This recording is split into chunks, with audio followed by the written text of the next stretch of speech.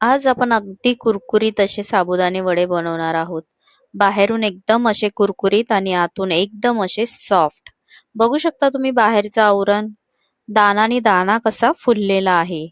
पण आतून बघाल तर एकदम असे सॉफ्ट आहेत. एक खाऊन तुमचं मन भरणार नाही. प्लेट भरून खाणार इतकी गॅरंटी देते मी. एवढे छान होणार आहेत आणि अजिबात तेलामध्ये फुटणार नाहीयेत आणि तेलकट अजिबात होणार नाही. बघू शकता तुम्ही तेल किती कमी आहे आणि आतून बघा वाव मस्त असे झालेले आहेत. तर त्याच्यासाठी मी हे साबुदाणे घेतलेले आहेत, भिजत घालून ठेवलेले आहेत. 4 ते 5 तास मी भिजवलेले आहेत. त्याच्यामध्ये पाणी राहिलं नाही पाहिजे अजिबात. तर हे मी पाव किलो घेतलेले आहेत साबुदाणे आणि ते मी 5-6 मिरच्या घेतल्या आहेत हिरव्या आणि 2 बटाटे घेतलेले आहेत. ते उकडून घेतले आहेत. 2च बटाटे वापरणार आहे पाव किलो साबुदाण्यासाठी. आणि ह्या मिरच्या मी आता कापून नाही घेणार तर वाटून घेणार आहे. आणि हा शेंगदाण्याचा कूट घेतलेला आहे अर्धी वाटी. जाडसर असाच कुटलेला आहे. आता आपण याच्यामध्ये आधी आहे ना हे 2 बटाटे आहेत ना ते असे किसणीने आहेत ना किसून घ्यायचे आहेत.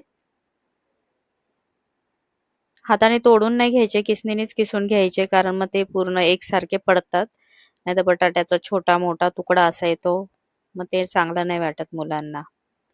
आता त्याच्यामध्ये शेंगदाण्याचा कूट घातला आहे मी आणि ही मिरच्या घेतल्या होत्या ना मी त्याचं मिक्सरमध्ये अशी जाडसर वाटून घेतलेली आहे. तुम्हाला हवं तर तुम्ही कापूनही घालू शकता. चवीप्रमाणे मीठ घेऊया आणि आता कोथिंबीर घालत आहे वरून. तुम्हाला जर उपवासाला कोथिंबीर चालत नसेल तर नाही घातली तरी चालेल. बाकी मी काहीच वापरलेलं नाहीये. एवढ्याच वस्तूंमध्ये आज आपले साबुदाणे वडे बघा तुम्ही किती छान होणार आहेत. साबुदाणा भिजवताना जरा पाण्याचं प्रमाण कमी राहिलं पाहिजे त्याच्यामध्ये. त्याच्यामुळे आपले साबुदाणे हे अजिबात तेलकट होणार नाहीयेत आणि कुरकुरीतही राहणार बराच वेळ. थंड झाले तरी ते कुरकुरीत राहणार. आता थोडंसं हाताला आपण तेल लावून घ्यायचंय आणि असे चपटे आकाराचे करून घ्यायचे आहेत साबुदाणे वडे. गोल करायचे नाहीयेत, असे चपटेच करायचे. तर आधी बनवून घ्यायचे थोडेसे जेवढे आपण तेलात घालणार आहोत. तर तेल चांगलं कडकडीत पाहिजे गरम झालेलं. आता आपण याच्यामध्ये सोडून घेऊया एक एक साबुदाणा वडा. जेवढे मावतील तेवढेच बसवायचे आहेत. खूप अशी झटपट होणारी रेसिपी आहे ही. बघू शकता तुम्ही तेलामध्ये टाकल्यावरही अजिबात फुटणार नाही आपला साबुदाणा वडा. एक बाजूने थोडासा झाला की त्याला उलटा करून घ्यायचा आहे. हलक्या हाताने करून घ्यायचं आहे. ते कढईत टाकल्यावर एकमेकांना चिटकतात. त्यांना थोडंसं वेगळं करून घ्यायचं आणि मीडियम टू हाय फ्लेमवरच फ्राय करायचे आहेत. मंद गॅसवर फ्राय करायचे नाहीयेत.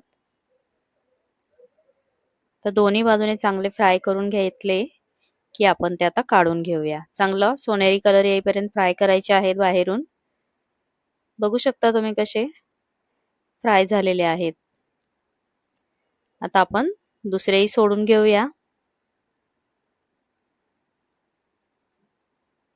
संपेपर्यंत आपले हे साबुदाणे वडे कुरकुरीतच राहणार आहेत.